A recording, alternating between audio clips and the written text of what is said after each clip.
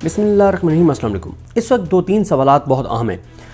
एक तो पाकिस्तान में ये डिस्कशन हो रही है कि जितने हमारी मौजूदा हुकूमत और हमारा निज़ाम अमेरिका के करीब हो गया है, पहले से ज़्यादा करीब हो गया है ये टॉक्स के दौरान, तो इससे इमरान ख़ान के लिए क्या कोई आसानियाँ हो सकती हैं या इमरान ख़ान के लिए मुश्किलात बढ़ेंगी। दूसरा सुहेल आफरीदी साहब के हवाले से सवाल है कि सुहेल आफरीदी साहब के पास ऑप्शंस क्या हैं। तो इन दोनों चीज़ों के ऊपर मैंने दो इंटरव्यूज़ दिए हैं, वो दोनों मैं आगे इसके साथ एक मैंने मोहम्मद ज़मीर साहब को इंटरव्यू दिया है, एक असद चौधरी साहब को दिया है। क्यों मैं समझता हूँ कि सुहेल आफरीदी के पास वक्त कम है, अब उनके पास महीने नहीं हफ्ते रह गए हैं, क्योंकि जितना मर्ज़ी को कह ले कि तहरीक तहफ़्फ़ुज़ पाकिस्तान के पास तमाम इख्तियारात हैं, लेकिन सुहेल आफरीदी इन चीज़ों से बरी ज़िम्मा नहीं हो सकते। स्ट्रीट मूवमेंट उन्होंने ईद के बाद से अब तक क्यों नहीं की, ये एक बड़ा सवाल है। अब आज वो आगे क्या अमल देते हैं ये देखना होगा। अगर आप नए हुरमुज़ जो है वो खुल सकता है तो अडियाला जेल का गेट क्यों नहीं खुल सकता, तो उस पर मैंने बात की है, लेकिन उस पर मैं एक मुख्तसर सी बात उसमें एक ऐड कर दूं जो उस वीडियो में मैं नहीं कर सका, आगे तो आप सुन लीजिएगा। कि मसला यह है कि मौजूदा निज़ाम को पता है कि मौजूदा निज़ाम एक जाली बुनियादों के ऊपर खड़ा है। जो पाकिस्तान का इक़्तिदार है, अवाम ने वो इक़्तिदार इमरान ख़ान को दिया है, और इमरान ख़ान को जो अवाम ने इक़्तिदार दिया उस ज़मीन के ऊपर इस निज़ाम ने कब्ज़ा किया हुआ है। अब क्योंकि पाकिस्तान के लोगों ने इमरान ख़ान को जो है वो मैंडेट दिया, तो ये नहीं हो सकता कि इमरान ख़ान बाहर आएँ और आप आके हाथ पे हाथ रख के बैठ जाएं। तो इस निज़ाम को पता है कि जिस दिन इमरान ख़ान बाहर आएंगे, और फिर इमरान ख़ान 3 साल पहले जब जेल गए थे, उस इमरान ख़ान की पॉपुलैरिटी और आज के इमरान ख़ान की पॉपुलैरिटी में ज़मीन आसमान का फ़र्क है। इस निज़ाम को ये खौफ है कि जिस दिन इमरान ख़ान अडियाला से निकलेंगे, कहीं ऐसा ना हो कि वो अडियाला से निकलते ही सीधे डी चौक की तरफ रवाना हो जाए। इसलिए ये तो नहीं ये निज़ाम चाहेगा कि उनको अडियाला से रिहा किया जाए। ज़ाहिर है ये तो यही कोशिश करेंगे कि उनको किसी तरह से ज़ोर ज़बरदस्ती जो है वो पहले किसी तरह से अडियाला से बनी गाला सब जेल करार दे के शिफ्ट किया जाए। जब भी 2 महीने बाद, 3 महीने बाद, 6 महीने बाद, अभी तक तो जो इस वक्त PTI की सूरत हाल है, तो इस निज़ाम के ऊपर कोई दबाव नहीं है, तो वो क्यों इमरान ख़ान को रिहा करेंगे। और फिर वैसे भी इमरान ख़ान का जो मौक़िफ़ है, जो इस वक्त जितनी चीज़ें चल रही हैं उन सब में इमरान ख़ान का मौक़िफ़ मुख्तलिफ है, तो ये निज़ाम कभी भी उनको इतनी आसानी से नहीं छोड़ेगा। बहरहाल आगे आप सुनिए। पहले ज़मीर साहब के साथ जो मेरा इंटरव्यू था जिसमें इन चीज़ों पर बात की है, और फिर दूसरा साथ है असद चौधरी साहब के साथ जिसमें मैंने बात की है कि सुहेल आफरीदी साहब जो हैं उनके पास वक्त कम रह गया है। और लेकिन एक चीज़ की मैं आपको वजाहत कर दूं कि एक ख़बर यहाँ पे शहर इक़्तिदार में चली कि बुशरा बीबी साहिबा ने सुहेल आफरीदी साहब के हवाले से अपनी फ़ैमिली को कुछ नेगेटिव जो है तासुरात का इजहार किया, और ये कहा कि इमरान ख़ान सुहेल आफरीदी से खुश नहीं है। तो इसकी मैंने तस्दीक की है। यानी मैं आपको पूरे वसूख से, पूरे एतमाद से ये कह सकता हूँ, ये ज़ाहिर है मैं वीडियो में बात कर रहा हूँ तो ये ऑन रिकॉर्ड रहेगी, कि मैंने सबसे रेलिवेंट शख्सियात से ये पूछा है, उन्होंने कहा है कि ऐसी कोई बात नहीं हुई।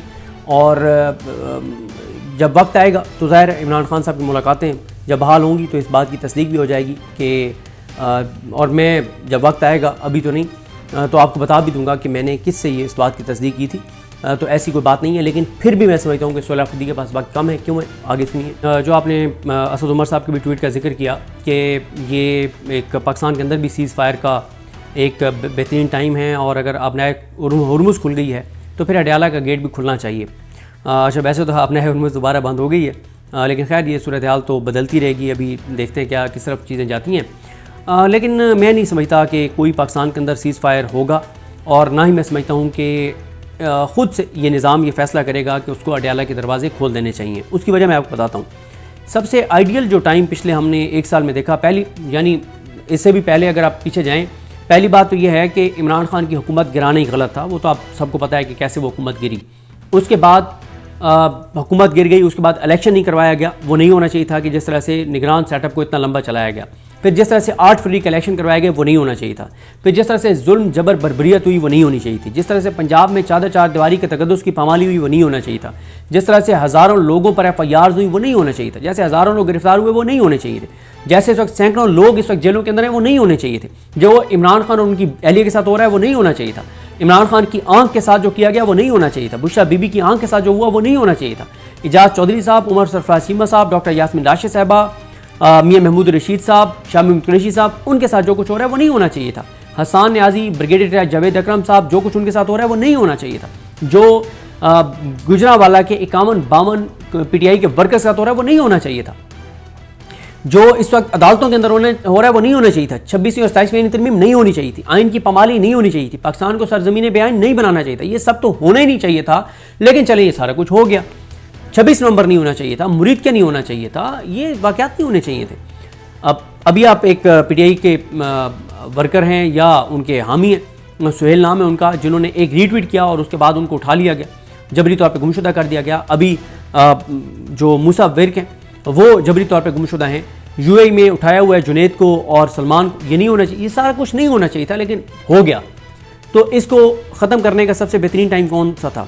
जब मई में जंग होती है पाकिस्तान और भारत की, पाकिस्तान उनका जहाज़ गिराता है, पाकिस्तान में एक सेलिब्रेशन होती है, पूरी कौम मुतहद हो जाती है, पूरी कौम जो है वो अपनी अफवाज के पीछे खड़ी हो जाती है। वो आइडियल टाइम था। लेकिन उसके बाद क्या हुआ? उसके बाद बावजूद इसके कि पीटीआई के लिए, पाकिस्तान के लोगों के लिए कोई आसानियाँ होती, इंसानी हकूक़ बहाल होते, अदालतों के अंदर कोई इंसाफ होना शुरू होता, नहीं, उल्टा ज़्यादा मज़ीद सख्तियाँ बढ़ गई। उसके बाद ही इमरान खान की आंख की बिनाई चली गई, उसके बाद ही बुशरा बीबी की आंख की बिनाई चली गई। ये सब कुछ तो उसके बाद हुआ। उसके बाद ही ये हुआ कि 4.5 माह हो गए इमरान खान की अपनी बहनों से मुलाकात नहीं है। उसके बाद ही ये हुआ कि इमरान खान की डॉक्टर्स तक रसाई ख़त्म हो गई। उसके बाद ही ये हुआ कि इमरान खान के ब्लड टेस्ट नहीं हो रहे। उसके बाद ही ये हुआ कि इमरान खान की उनकी मेडिकल रिपोर्ट्स, उनकी मतलब टेस्ट होंगे तो मेडिकल रिपोर्ट्स, ये सारी चीज़ें तो उसके बाद हुई हैं। तो अगर उस वक्त ये कुछ नहीं किया गया तो अब आप देख लें।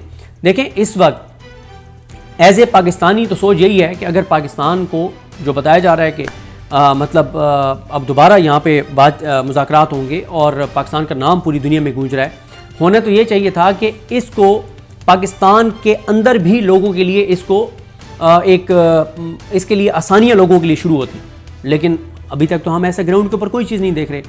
तो ख्वाहिश हर पाकिस्तानी की ये है कि पाकिस्तान के अंदर इंसानी हकूक़ बहाल होने चाहिए। आइन के जो पहले 30-40 आर्टिकल्स हैं, जो ये लोगों के साथ वादा करती है रियासत कि आप हमें टैक्स दें, आप कानून को मानें, उसके बदले में हम आपको जो है वो क्या क्या देंगे, वो उनमें से कुछ भी पाकिस्तान के लोगों को इस वक्त नहीं मिल रहा। सूरत हाल तो पाकिस्तानियों के सबके सामने है। किसानों के साथ क्या हो रहा है, ताजरों के साथ क्या हो रहा है, इंडस्ट्रियलिस्ट के साथ हो रहा है, गुर्बत कैसे बढ़ रही है, बेरोज़गारी कैसे बढ़ रही है, अनसर्टेनिटी कैसे बढ़ रही है, सारी चीज़ें तो सबके सामने हैं।